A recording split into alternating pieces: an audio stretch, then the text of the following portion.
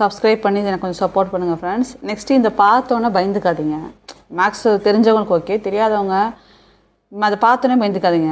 அதாவது எல்லாத்துக்குமே பார்த்திங்கன்னா நமக்கு மேக்ஸை பொறுத்தவரைக்கும் நம்ம எல்லாத்துக்குமே நமக்கு வந்து ட்ரிக் இருக்குது சரிங்களா. இப்போ வந்து பார்த்திங்கன்னா இஃப் a/3 = b/4 = c/7 கொடுத்துட்டான். அப்போ நீங்கள் புரிஞ்சுக்கணும் இது எல்லாமே ஈக்குவல்னு கொடுத்துட்டான் சரிங்களா.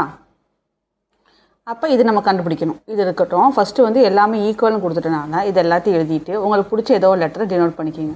நான் கேன்னு வச்சுருக்கேன். அப்போ a/3யோட வேல்யூ கேன்னு தான், b/4ம் கே தான், c/7ம் கே தான் இல்லையா. அப்போ a = உங்களுக்கு என்ன ஆயிரும், இது ரெண்டையும் இன்டூ பண்ணிக்கிங்க 3k. இப்போ நமக்கு a கிடச்சிருச்சு. b = என்ன ஆகும் 4 × k, இப்போ 4k. bயும் கிடச்சிருச்சு.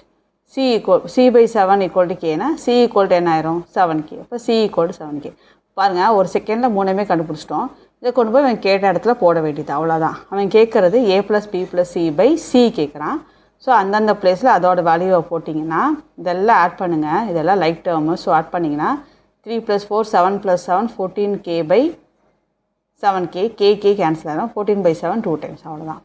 இதெல்லாமே ஈஸி சம். கொஸ்டின் பார்த்தா தான் என்னமோ வித்தியாசமாக இருக்க மாதிரி தோணும்.